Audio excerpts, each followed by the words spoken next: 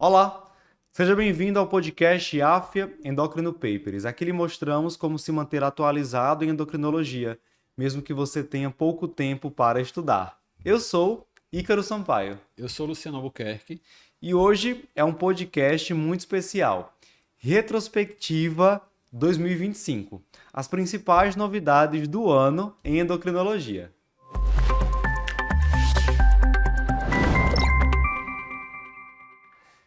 Luciano, 2025 foi um ano assim extremamente movimentado na endocrinologia, cheio de novidades. Dia desses, eu estava falando lá com os residentes do HC sobre uma diretriz que foi publicada no primeiro semestre desse ano, e eu falei, eu acho que é do ano passado, porque na verdade a gente ficou com essa impressão, foi tanta coisa Uhum. que eu acho que o primeiro semestre daria um ano de publicações e o Eu segundo também. semestre um outro ano. E a gente vai aqui ao longo desse videocast discutir quais foram as principais manchetes, os maiores destaques de 2025 em relação à endocrinologia. Ah. Eu quero começar falando sobre obesidade, Luciano. Uhum. A gente começou 2025 com aquela proposta do Lancet de novos critérios diagnósticos, uma nova classificação para obesidade. Eu queria saber, assim, como é que isso ficou ao longo de 2025. As demais sociedades pareceram acolher esses Uhum. critérios. Isso de fato vingou? Vingou, entre aspas, né? Assim, a gente já tinha essa determinação, a europeia já tinha se posicionado em relação a isso na diretriz dela do ano passado, e a gente já tinha aquela recomendação, mas que era uma recomendação assim: você deve complementar seu exame físico com a circunferência abdominal, com medidas de adiposidade, né? Não como uma coisa obrigatória, como a diretriz do Lancet colocou. Então, esse documento, para quem ainda não acompanhou nenhum podcast da gente no ano e não sabe, né? Teria essa prerrogativa de você, ao invés de usar o IMC, você usar o IMC só como triagem, né? E aí você avaliaria medidas de adiposidade, circunferência abdominal, relação cintura-altura, cintura-quadril e medida direta com densitometria ou bioimpedância. Então, assim, se você tivesse critérios de excesso de adiposidade, baseado nessas aferições, aí você passaria a avaliar se tem ou não doença associada, e aí você dividiria em obesidade pré-clínica, quando você tem excesso de adiposidade, mas não tem uma doença associada, e obesidade clínica, quando você tivesse essas condições associadas. Né? Então, para quem já tivesse IMC de obesidade, bastava um critério, para quem tivesse critério de sobrepeso, precisava de dois critérios de excesso de adiposidade para poder entrar. Mas a maioria, quando a gente levanta, muita gente acaba tendo dois critérios. A grande questão aí é essa, porque essa classificação tira a obesidade de obesidade por si só ser classificada como doença, né? Assim, ela não classificaria a obesidade como doença, cria esse pré-clínico, como se você tivesse uma pré-obesidade ou um excesso de adiposidade que não fosse doença. Então ficou uma coisa ali meio confusa. Inclusive, ela não se posiciona diretamente sobre tratamento. Então ficava aquela questão, se você tem, quer dizer que se for pré-clínico eu não vou usar medicamento, então o paciente, vou esperar o paciente adoecer, ter complicações. E isso foi muito atacado por outras sociedades.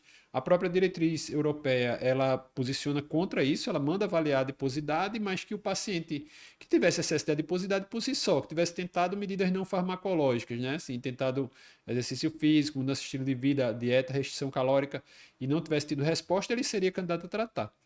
E outro ponto muito polêmico é a de não colocar diabetes como doença associada à Sim, obesidade, né? Que é coisa sim. assim, quando pensa em obesidade, a gente pensa em diabetes, e diabetes não está nesse contexto. Você precisaria ter aquele conjunto, né, de glicemia alterada, HDL baixo, E triglicerídeo elevado, né? Não precisava ser uma coisa só, você tinha que ter os três. Então, essa classificação acabou ficando meio assim defasada. Na verdade, ela foi adaptada porque a própria europeia fez a mesma recomendação de você avaliar a composição corporal. A ABESO também fez essa recomendação de avaliar a composição corporal e comorbidades, mas não tem essa questão de você é, tornar obrigatório ter a comorbidade para indicar tratamento. Né? A comorbidade pode, inclusive, direcionar o tratamento, porque a gente hoje tem muita evidência com muita coisa para cada agente daquele, mostrando qual é o benefício dele, além da questão do controle de peso, né? Então, tirar um pouquinho o foco só do número do peso, colocar mais em complicações, em medidas corporais e avaliação dessa condição. Perfeito, Luciano. A impressão que eu tive é que diretrizes assim, até sobre outros temas correlacionados, como a diretriz da ADA, a diretriz da SBC sobre dislipidemia, começaram a utilizar mais esses termos de excesso de adiposidade, Exato. destacar a importância das medidas antropométricas É, depois dessa publicação do Lancet. foi bem isso. Perfeito. Agora também tivemos uma polêmica em 2025, chegamos até a gravar um podcast apenas sobre isso, que foi a nova resolução do Conselho Federal de Medicina sobre cirurgia bariátrica. Uhum. Essa nova resolução, ela veio então com recomendações inéditas para a cirurgia bariátrica, incluindo pacientes com IMC ainda na faixa de obesidade grau 1, retirando a obrigatoriedade da participação do endocrinologista na equipe que faz essa avaliação prévia do paciente. Como é que você avalia essa recomendação nova que tivemos em 2025? Ela ampliou demais, assim, eu acho que passou um pouco do ponto, né? A gente já tinha aí evidências científicas bem robustas para você recomendar uma cirurgia num paciente com obesidade grau 1, tinha, principalmente no contexto do diabetes, né? A gente teve o Stampede Trial ali, que mostrou realmente benefício superior em relação ao tratamento farmacológico, embora não tenha comparado com os pesos pesados, né? Você não tem um estudo comparando cirurgia bariátrica com agonista GLP-1 de alta potência. Não tem, né? Então, assim, é comparando com o tratamento padrão do diabetes, que para eles lá foi a maioria metformina, sulfonilureia, insulina. Então, a cirurgia bariátrica realmente acaba sendo superior nesse sentido. A recomendação anterior é que essa faixa do obesidade grau 1, que é aquele MC entre 30 e 35, a indicação ali seria diabetes, né? Que ela chamava de cirurgia metabólica. E tinha uma série de critérios, o paciente tinha que ter menos de 10 anos de doença, tinha que estar naquela faixa etária que foi a faixa etária que mostrou benefício no estudo. Então, generalizou. Na faixa de obesidade grau 1, diabetes ficou, diabetes só diabetes, e entrou outras complicações que ele chamou de complicações graves. Então, aquele paciente que tivesse doença renal diabética, principalmente, né, ou doença renal mais avançada com obesidade grau 1, paciente que tivesse doença cardiovascular instalada com lesão de órgão-alvo também, paciente com doença hepática esteatótica mais avançada, fibrose F2, F3, entraria também aqui paciente que fosse candidato a transplante, paciente que fosse fazer tratamento cirúrgico de doença do refluxo gastroesofágico, que já ia abordar o estômago. Então, se ele tivesse obesidade, isso poderia fazer a cirurgia. Paciente com doença osteoarticular grave, né, osteoartrose grave, ele usa até esse termo osteoartrose, que na prática o pessoal usa mais osteoartrite, é um termo até meio incorreto para se usar. Então ele colocou nessas situações onde você tivesse uma doença grave associada à apneia do sono grave também, né? Que aí acaba sendo muito paciente, porque a apneia do sono grave a partir do índice de apneia e hipopneia ali de 30, aí você já começa a classificar como grave e pegaria muito, muito paciente, né? Então ficou muito generalizado. 35 seria a obesidade mais qualquer comorbidade associada, e aí qualquer comorbidade, ele deixou muito aberto no texto. E acima de 40 também já ficaria como indicação. E tirou aquela história do acompanhamento, né? Que antes a gente precisava de 2 anos de tentativa de tratamento sem resultado para você poder liberar esse paciente para cirurgia, e hoje não tem mais essa recomendação dos 2 anos, né? Ficou, talvez assim, facilita o acesso, mas simplifica demais o acesso também, né? Assim, a gente sabe que tem uma série de complicações na bariátrica, e inclusive esse período assim de você avaliar a adesão do paciente às medidas é importante, porque muito paciente que tem realmente, às vezes tem até alguma alteração comportamental relacionada à obesidade, e que se você não tem um acompanhamento adequado, você não vai detectar isso antes, né? Então opera, não faz o segmento correto, não faz as condições apropriadas, vai acabar tendo reganho e numa condição, Perfeito. às vezes, até pior, né? Uma melhor avaliação tanto de possíveis causas dessa obesidade, né, que tem aí um componente endócrino, Isso. e também das repercussões endócrinas da obesidade, como por exemplo, hipogonadismo masculino, enfim. E de como o paciente se comporta no tratamento, né? Muito paciente acaba tendo Perfeito. alguma Eu dificuldade. acho que o nosso papel, assim, sem conflito de interesse, é Claro. essencial nessa É claro. avaliação. Bem, em 2025 também foi um ano, Luciano, de destaque em recomendações sobre diabetes tipo 1. Uhum. O diabetes tipo 1 é aquele tipo de diabetes que geralmente assim não tem tantas novidades, mais novidades relacionadas às tecnologias, Uhum. em relação a sistemas para uso de insulina, monitoramento de glicose. Mas agora nós tivemos outras novidades mesmo sobre rastreamento e sobre tratamento do diabetes tipo 1.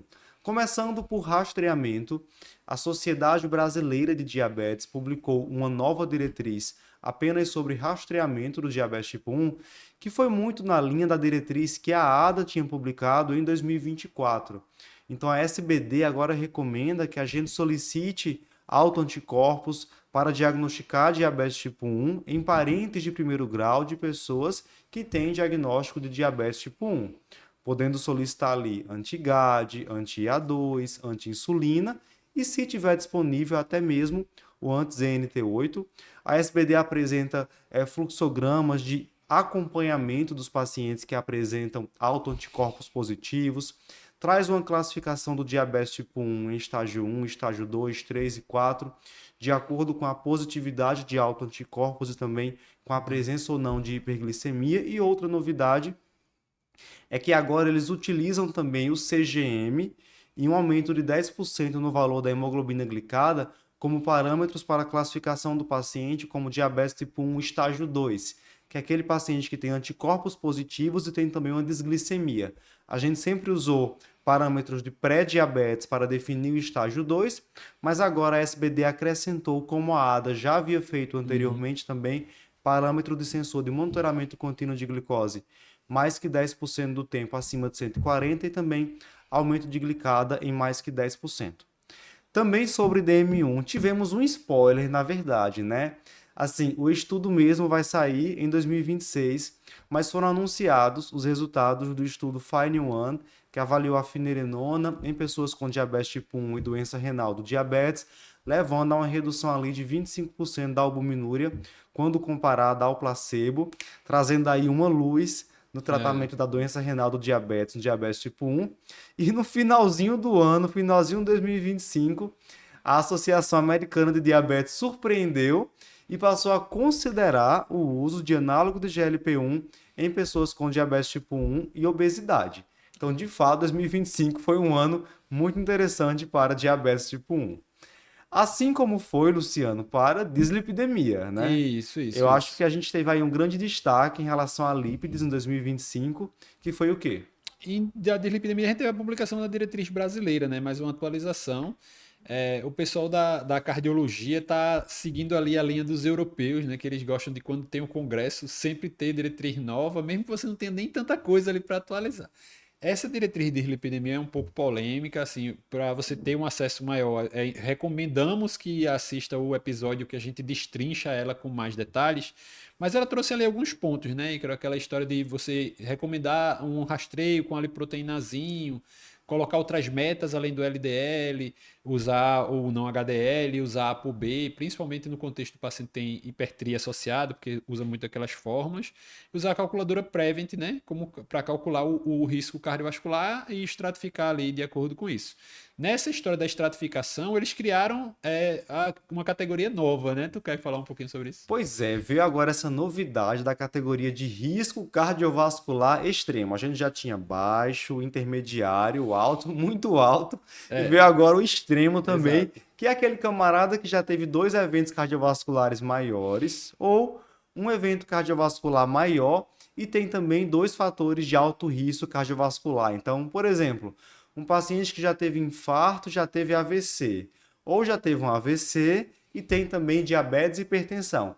Esse seria um risco cardiovascular extremo. E qual é a diferença nesse caso?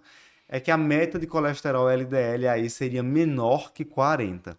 A gente já trabalhava com níveis muito baixos de colesterol LDL, menor que 50 no paciente de muito alto risco, e agora a gente tem essa meta de LDL menor que 40. Uhum. E por falar em meta, falar em tratamento, essa diretriz também passou a recomendar que em pessoas que são classificadas já como de alto risco cardiovascular, a gente comece um tratamento não mais apenas com uma estatina em dose alta, tipo rosuvastatina 20 miligramas, mas com uma associação de Isso. rosuvastatina e ezetimiba para É. potencializar essa redução inicial e permitir o alcance dessa meta que está cada vez mais baixa, né, Luciano?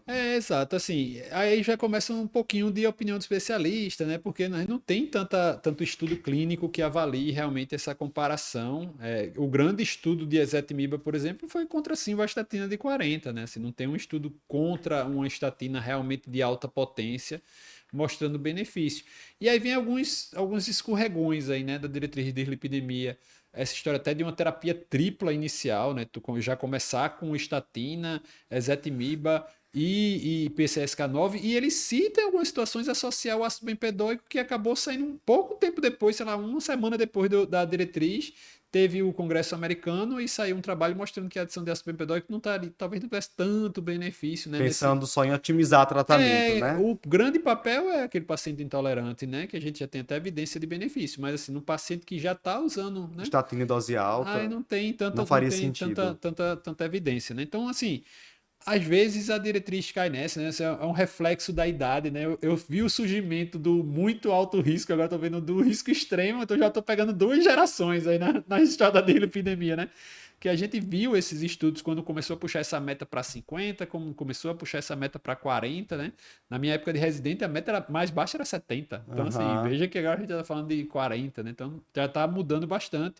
E esse tempo já mostra, né, que assim, a grande sacada na derlipidemia é você reconhecer que o tratamento com estatina e você baixar o LDL reduz o risco cardiovascular. E que se você consegue jogar esse paciente para uma meta menor, é melhor para ele. Quando aquela regra do quanto menor do LDL melhor, a gente tem inúmeras evidências sobre isso, sobre a segurança de manter um LDL mais baixo e de você intensificar para quem precisa, né? É muito mais interessante a gente bater nessa informação do que ficar trazendo novidade que muda. Você vê uma tabela, vai decorar coisa, parece que você Sim, está, né, sim. criando uma novidade Sim, para sim. perturbar o juízo do povo, né? É como aquela história dos fatores agravantes que entrou nessa Isso, diretriz, né? De você classificar o paciente pela calculadora Prevent e pode ainda reestratificar, aumentar a categoria se tiver fatores agravantes, que assim são vários, isso. muitos relacionados até à história de menarca, de E menopausa. é bem controverso porque, por exemplo, a calculadora Prevent, dentro dela tem IMC, dentro dela tem relação à albumina creatinina urinária, dentro dela tem alguns fatores que entram como fatores agravantes. Então, se eu já considerei obesidade dentro da calculadora, por que que depois eu vou botar a obesidade de De novo como um novo, fator agravante, né? perfeito. E aí fica uma conversa atravessada, porque a diretriz de obesidade fala uma coisa, a diretriz de lipidemia fala outra. Então você Uhum. começa. As duas foram lançadas no mesmo evento, pela mesma sociedade, né? Fica Uhum. uma coisa confusa. Bem, falamos até aqui de algumas das novidades da endocrinologia de 2025, mas há outras bem interessantes relacionadas à tirzepatida, novidades sobre medicamento para preservar a massa magra de pessoas que estão em tratamento da obesidade, novo guideline da Associação Americana de Tireoide. Se você quiser ver também nossa discussão sobre essas novas notícias e manchetes em endocrinologia do ano de 2025, confira a versão completa desse videocast na nossa plataforma do curso de atualização em endocrinologia.